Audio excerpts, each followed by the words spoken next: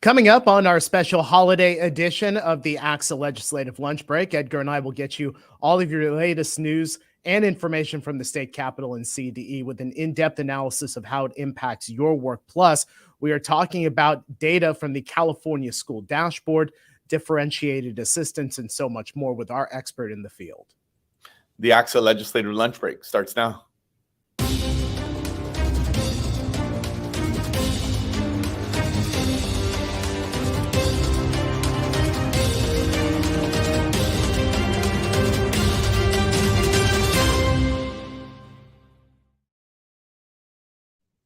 And it is just after 1 o'clock. We welcome you on a Thursday to this special edition of the ACSA Legislative Lunch Break, along with Dr. Edgar Zazwata, ACSA's Executive Director. I'm Naj Alikhan, ACSA's Senior Director of Marketing and Communications. Welcome. We're honored to have you here on this special edition. Special because we don't normally come on Thursdays, Edgar, so we do have some news to report to you today. Also, it's our holiday edition of the show, and I have a really, really unique statistic for you today, Edgar, as we roll into discussing data. Today is show number 99 of the ACSA Legislative Lunch Break. Well, I had no idea. That's a fun nugget. And so, Naj, I'm going to put you on the spot here. Yeah. You have to tell myself and, our friends here the truth. Is the only reason that we had to move Wednesday to Thursday because you were waiting to get that vote back from the Taylor. You were waiting to get that back, and you were unwilling to come on the air without that attire. I think that's really the reason. Yes, there's dashboard and there's the news today, but I have a feeling you'd had ulterior motives to pushing us back a day. Look, I'm not afraid to talk about the vanity that comes with hosting the show and the need to have your proper attire. So yes, I did have to wait until this came back to the Taylor, and I'll be sending it right back to the Taylor as soon as this show is done, because wearing this red jacket, for those of you who were alive during the initial years of ESPN will remember their old Getty Oil red blazers. I feel like I am wearing one of those. But Edgar, I mean, look, you are just as festive today, and you're wearing a jacket today. It's so great for this holiday edition. Yes. I did see your Amazon return label outside your desk there. So I see what you're doing here, Naj. So I don't know. I think you're pulling it off. I would not be mad if you rock that coat on another occasion. So. You know what? Next leadership assembly. I think that I think that's what I'm going to have to do. Folks, we are going to talk California School Dashboard. We've got Dr. Lindsay Tornatore from the California County Superintendents. She will be with us in just a couple of moments to take a deeper dive into the dashboard. Edgar, I know you've been monitoring the dashboard and the information that came out today. Let me just give you some highlights for it, and then we'll just kind of dive right in. Dashboard data came out today. Among the items on there, graduation rates, which CDE reports hit an all-time high level in 21-22. The state's chronic absenteeism rate, which mirrors national trends. Suspension rates, CDE reports are down. The dashboard also includes the information on performances of schools, of districts, and county offices of education on the state's academic indicator, which of course incorporates English language arts and math test scores. Those numbers came out in October. The dashboard also gives us a look into the state's accountability and continuous improvement system. A reminder, this is a 3-tiered system. The general assistance, which is made available to all LEAs, differentiated assistance, we'll discuss that in just a moment, and then intensive intervention. Here's a key statistic for you. The number of school districts and COEs eligible for differentiated assistance, again, we'll talk about that in just a moment, according to CDE, is 628. So, Edgar, I know that we've been monitoring this.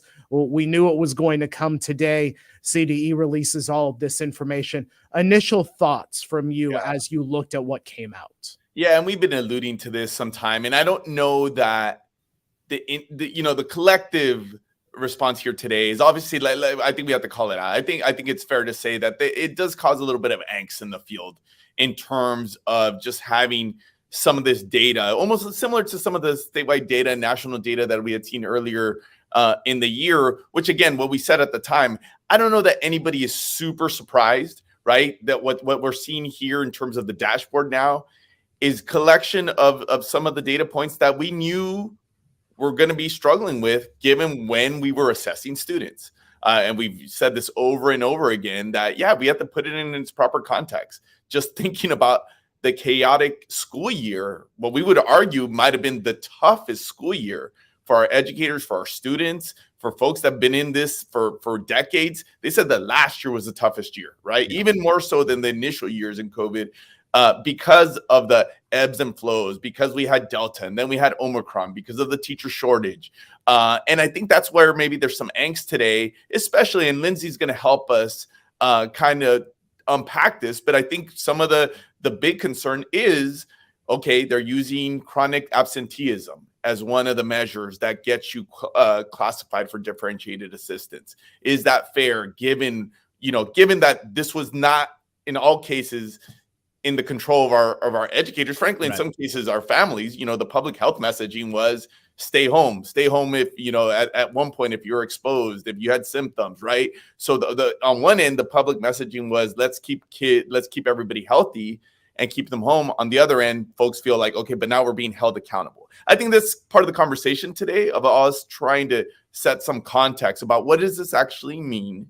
Where does folks go from here? And what we've been saying at ACSA and some of our resources, that I think some of the messaging is to think about this as a baseline. This is a new baseline. It's where do we go from here? What growth are we going to be able to see a year from now? And I think in some of these data points, while yes, and they're pretty staggering, right? When you say like 60%, I believe that statistic, that 60% of our districts, of our LEAs, I should say, were identified for differentiated assistance. That's alarming. We do think that some of this will be a blip, right? That those numbers are going to improve a year from now. But nonetheless, I think this is where it's going to take ACSA, our partners, the county superintendents. I'm really excited to have them on board to kind of put some context. We're all going to have to help with some of the statewide messaging while our folks, our members, try to put some of this in its proper context at the local level. Yeah, and I want to reiterate something, because you said it. You called it baseline information related to what came out in October, some of that data. I think it's important to consider it. And really, we got to talk about it in our school communities. It's that baseline. It's the floor for performances of schools and LEAs, districts. It's important to put that information out there, Edgar, because clarity is important. And if we're not forthcoming, if we're not transparent, people are going to come to their own conclusions about what they read about this data. And that then we get to a situation where people are uninformed and making decisions based on a real lack of knowledge of what it really is. Yeah, and we said that in our statement today. I think we have to walk a fine line. I don't think any of our educators or school leaders, our teachers, no one's making excuses per se. It's acknowledging some of the factors that led to this. I think everybody in the system is motivated, and I think everybody acknowledges that there's work to do. There's work to do to really target some of the impact that we saw on students over the pandemic. But it's really, I think that's the key point. Where do we go from now? Okay, like this is giving us a data point. This is where we're at right now. This is where kids were measuring what growth, what will happen here in the next year and in the years to come. Yeah, and I want to give you guys this reminder early. If you have questions about what came out today, about the data, go ahead and put those into our chat. We want to make sure we get in as many of your questions as possible, so go ahead and get those in. By the way, I do need to refer to our great viewer, longtime viewer, Gary Reller over at Riverside Unified School District. This is a jacket, Gary. This is a blazer. No, I'm not pulling out the Christmas pajamas to lead the show today. I think he may have been referring to but I promise, and I'm not going to scan down. Yeah, I do not have matching pants with this shirt either. I know that would have been cool, but that's not what I'm wearing today. We may force you to stand up just to make sure. All right, let's go ahead and bring in our guest today. Dr. Lindsay Tornatore is Director of Systems Improvement and Student Success with the California County Superintendent. She works on curriculum and instruction, assessments, and accountability. Lindsay, it is great to have you here. Your first time on the ACSA Legislative Lunch Break, so welcome. Let's just tackle this question right from the top. What is differentiated assistance? Why are some districts eligible for differentiated assistance now? Sure. So first of all, thank you for having me on. I will forgive both of you later for not giving me a heads up that I could have worn my Fa La La La Llama sweater for my debut on the ACSA Legislative Lunch, but we'll forgive you for now. There's always a next time, Lindsay. There's always a next time. I'll hold you to that. Okay, so good afternoon, everyone. Pleasure to be with all of you. So differentiated assistance, at its core, it is an opportunity to improve equity and outcomes for your students. And so what differentiated actually looks like is that it's actually a process. It's developed around a coaching model. County offices of education are tasked with reaching out to districts when they are eligible for differentiated assistance.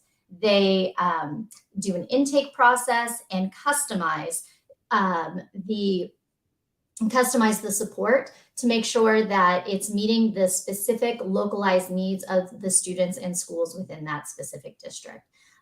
Differentiated assistance looks different than other types of support that county offices provide to districts, in that typically when county offices provide support to their districts in their county and their charters, you're in a community of practice, you're with different districts and different charters. With the differentiated assistance process, it is just your district. And so it really creates a safe space and an opportunity to really unpack some conversations and get to some root causes.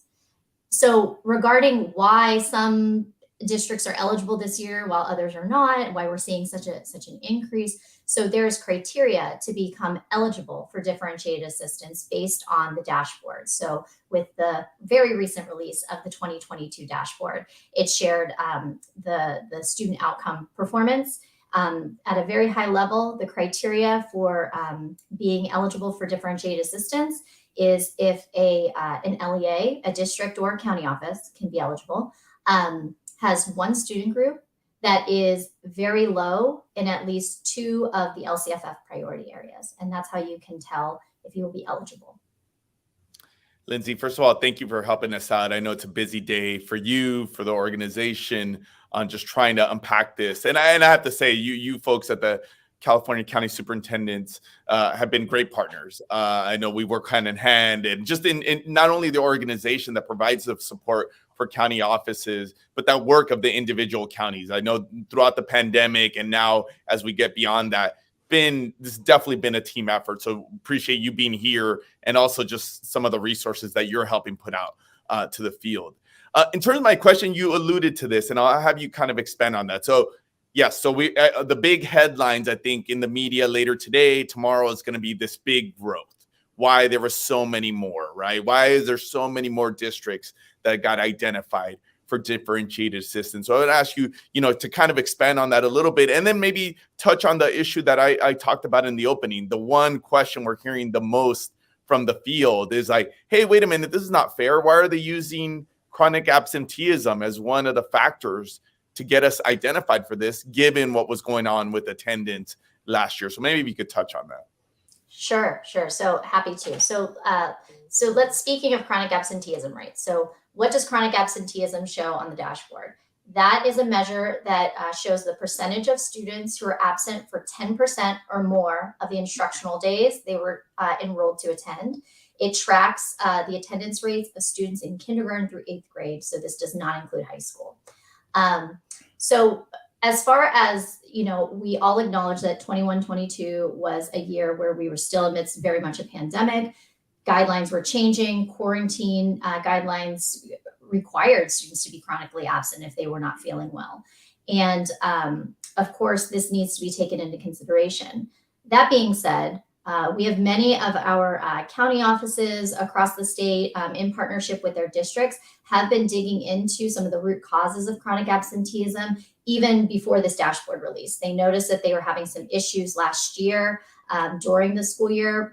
When people were returning to school, they noticed kids weren't coming back. And so we have some examples across the state of districts doing, or of counties and districts doing home visits, family engagement. We also have an example of a county doing a survey with their districts, with their students. And what all of these findings found are that the reasons for not returning to school span much beyond quarantine and COVID. In fact, in Kern County, they sent a survey out to their students in grades 3 through 12 and had 28,000 students reply. And the top 4 reasons to the item, why did you miss school in this 21-22 year, were illness, not receiving enough sleep, the need to take care of a family member, and also a feeling of sadness, hopelessness, and anxiety. And all of those received statistically significant results. So it shows us that the chronic absenteeism issue, there are some COVID issues here, and it is a good opportunity to dig in and make sure that all students have a safe pathway to return to school. That was some interesting feedback on that survey. Want to remind our viewers 2 things. One, if you have questions for Lindsay or for Edgar, go ahead and put those into the chat. We'll also go ahead and put in our comment section for all of you a link to our California School Dashboard video that ACSA created, working with the California County Superintendents. A number of districts, number of schools have already downloaded this video. It is free. And gives you the opportunity to set the stage for that discussion that you have in your school community about what the dashboard and the dashboard data mean. So if you would like to go ahead and download that video, again, it is free here in the state of California. Lindsay, let me ask you, from the county superintendent's perspective, what's the goal of differentiated assistance? So the true goal is to make lasting changes to the system, to identify what the systemic issues are and root causes that are preventing kids from succeeding in the way that all kids deserve to succeed. Also, there's a goal here around relationship building. The county superintendents and county offices very much value the relationship they have with their districts. County offices see themselves as the first level response, the boots on the ground, the first call that districts can make when they need support. And so strengthening those relationships through the differentiated assistance process is something that the county superintendents value very much. Lindsay, so you mentioned, and I appreciate, because I think some of this, even though folks may have known it, it's almost like you have to set the stage now that it's real. Now that, we've identified, and folks are like, yeah, I need differentiated assistance. Well, okay, now I'm eligible. What is this going to mean? So I appreciate kind of that summary. And we also know, given that we know our members, that some folks are hearing us or listening to this and thinking, okay, that I'm eligible, county superintendent has to offer differentiated assistance.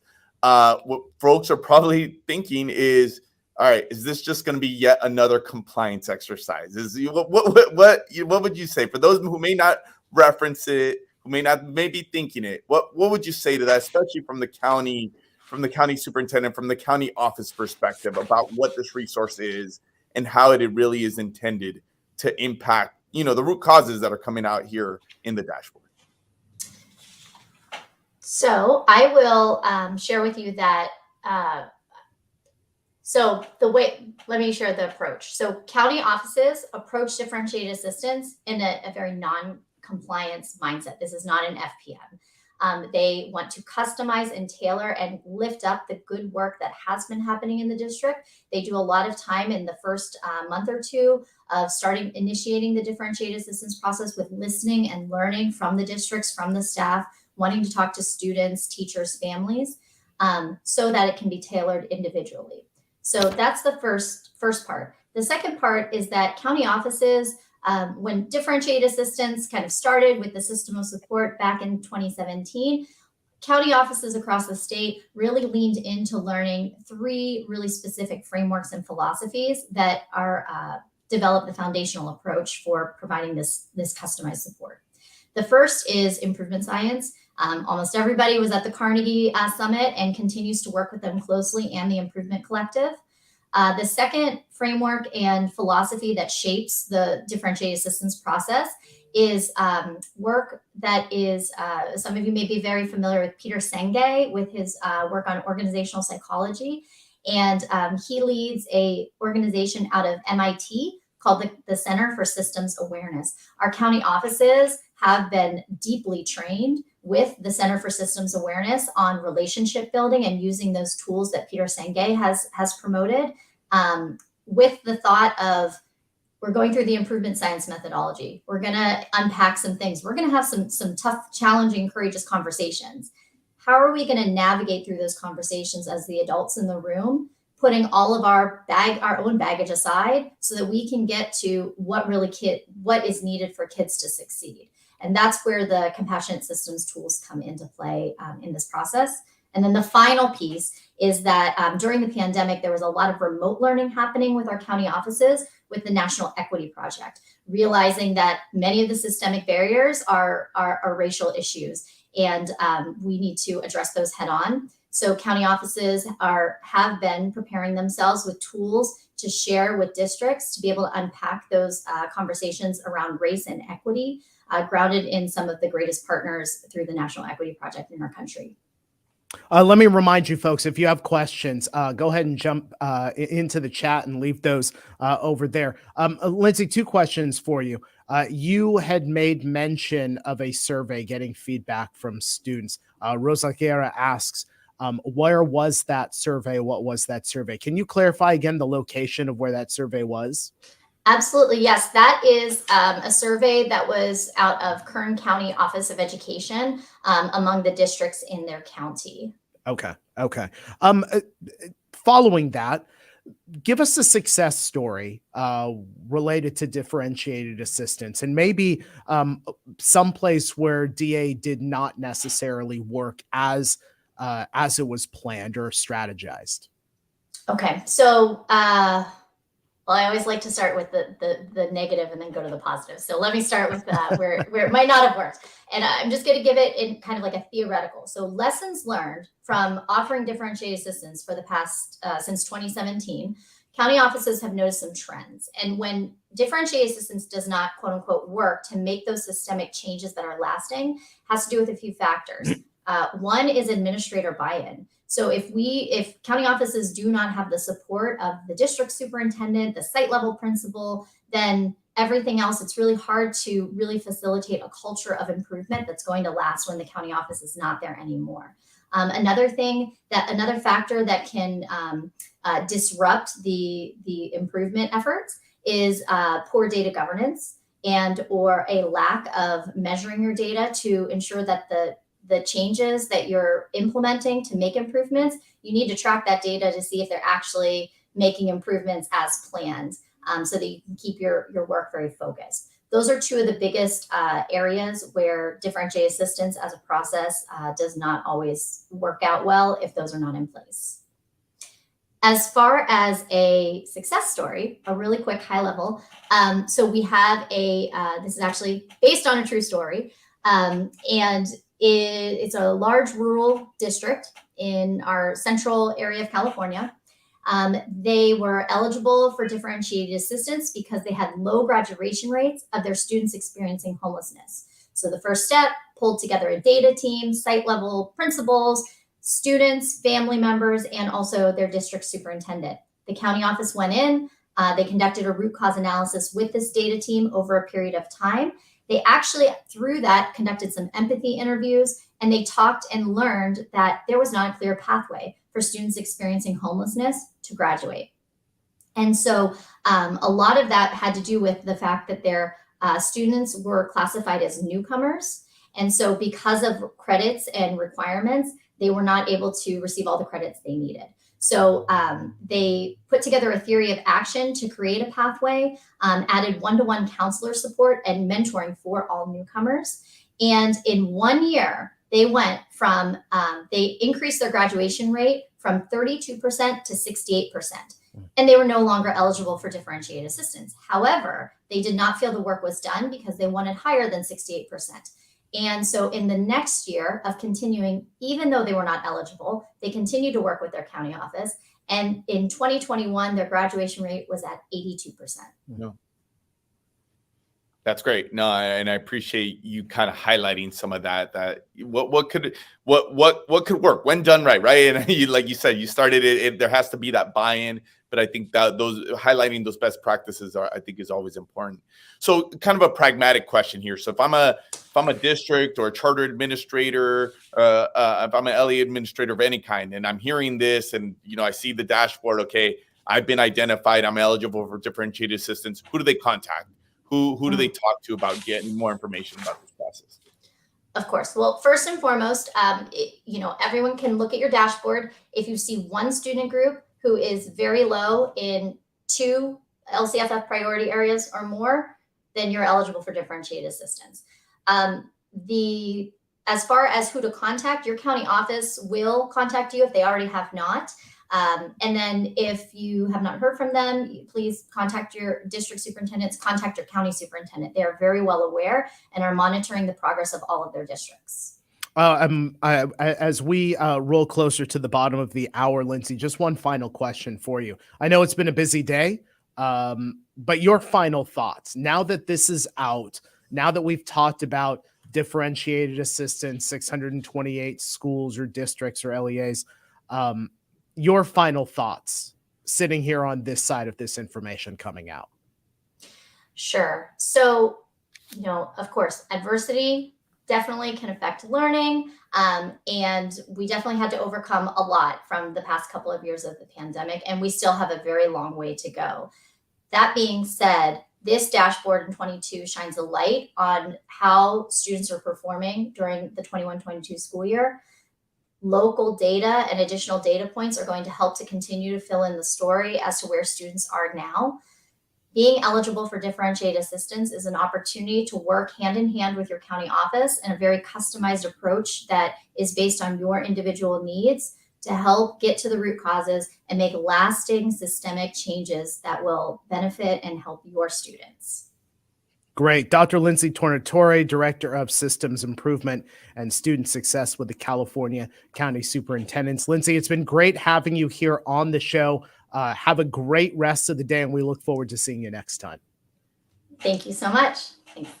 Edgar, so, we got those final thoughts from Lindsay. Your final thoughts as we sit here on the back end of this information, this data coming out.